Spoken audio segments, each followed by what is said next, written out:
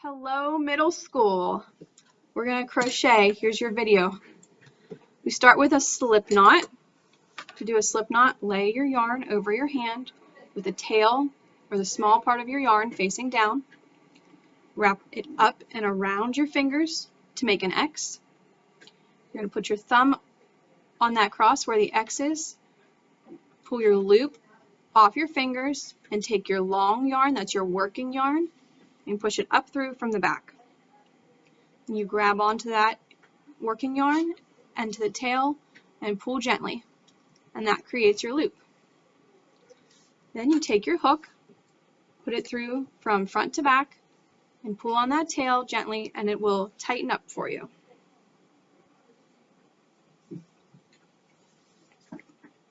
Next, we're going to chain. So to hold your yarn, you're going to take your yarn in your hand.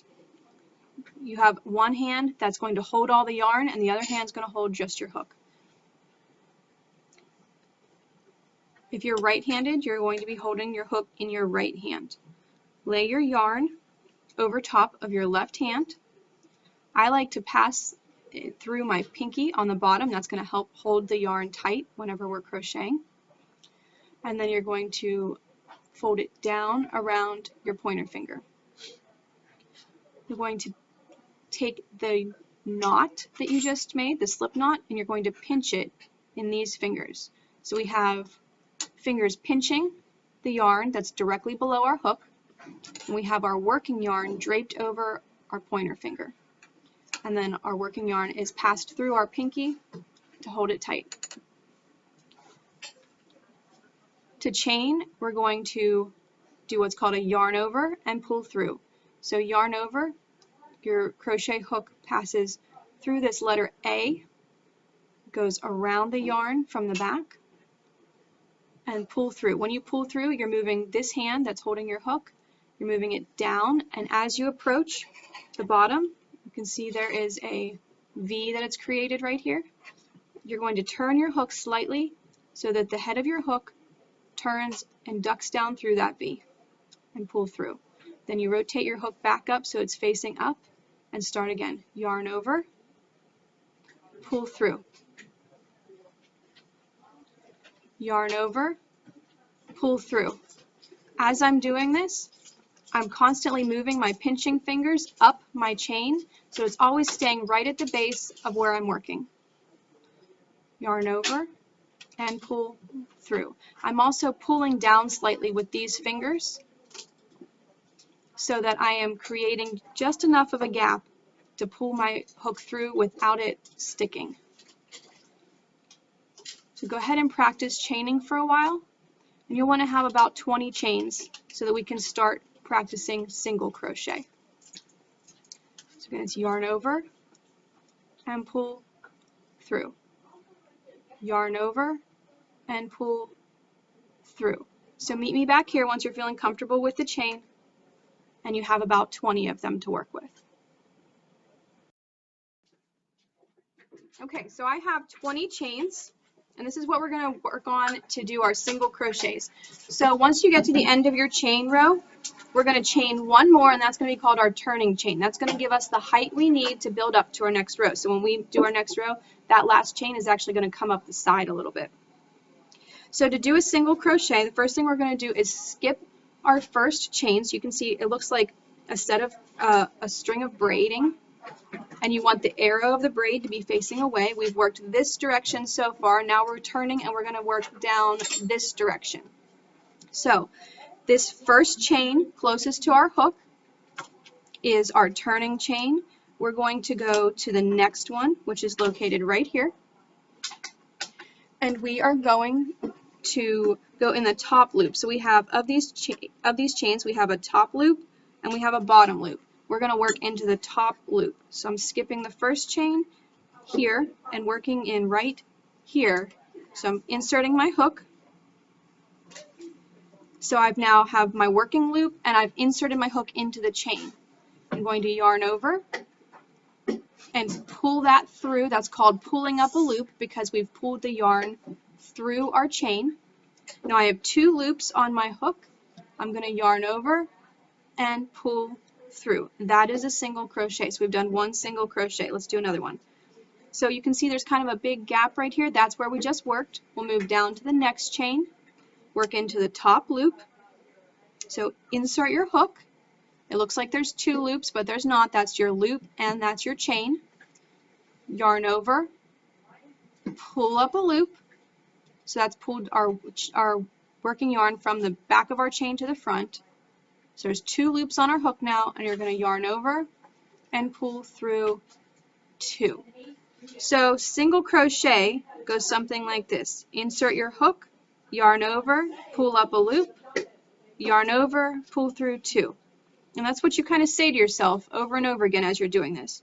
You move to the next chain, insert your hook, yarn over, pull up a loop, yarn over, pull through two.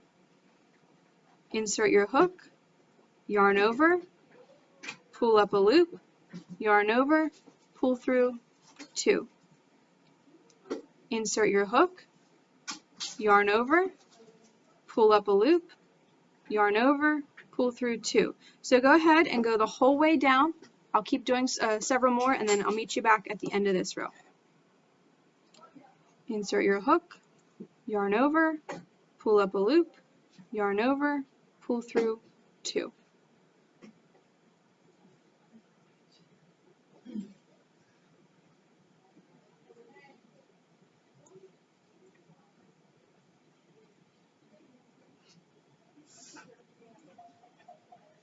Good morning, Mount Mariah.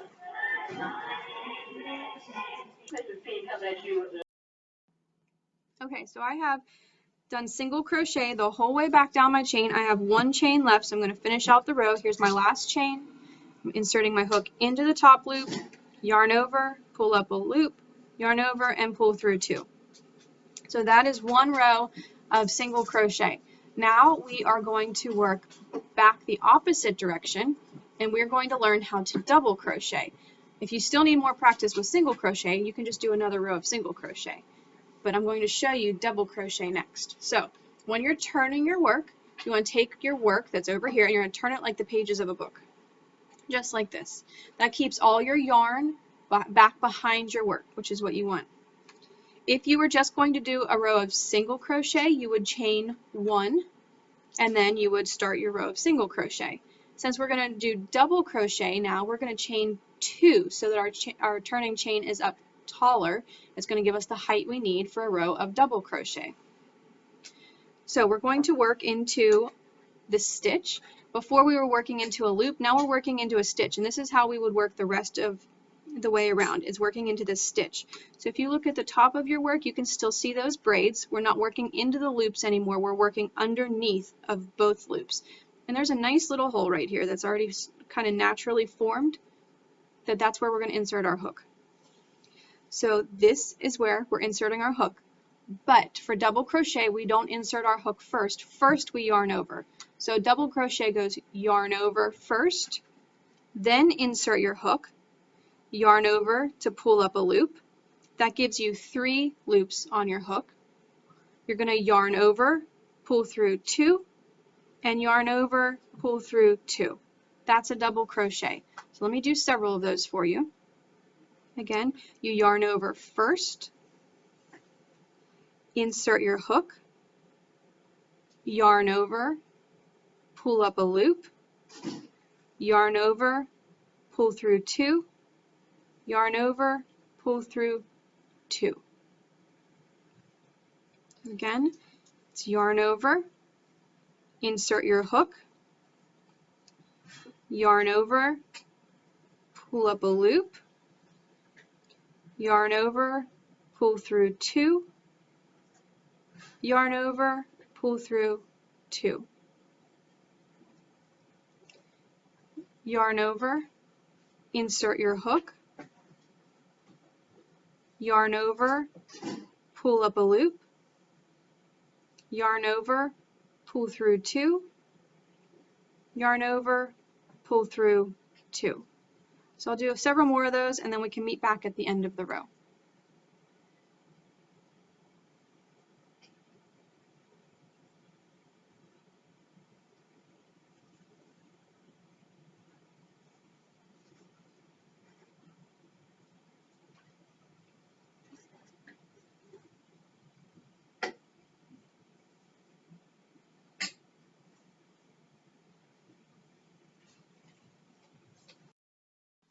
Okay, so I've made it to the end of my row. I have 2 stitches left, so I'm going to show you how to finish out the row. So I'm going to yarn over, insert my hook, yarn over, pull up a loop, yarn over, pull through 2, yarn over, pull through 2, and then I'll do that one last time. You'll notice this last stitch is kind of shorter than the other because that was our first stitch of the row, and that's okay. You can still work into it. And that finishes out our row of double crochet. So we've learned chain, single crochet, and double crochet. Double crochet and chain are actually the only stitches we will use for the squares that we're going to do. I have a sample square right here, and I'm going to do a video of how to do one of these so that you can work on it at home if you need to, but just work on practicing your double crochet in the meantime. So once we're at the end, then to finish this off, you just pull your loop up, you snip your yarn, and you want to leave about 6 inches of yarn so that we can tie in our ends whenever it's time. And then we're going to keep pulling with our loop until that yarn pulls through. And then we've eliminated the loop, the yarn is through it, and we are all done. So go ahead and keep practicing those, and we'll get a video of how to do the square here soon.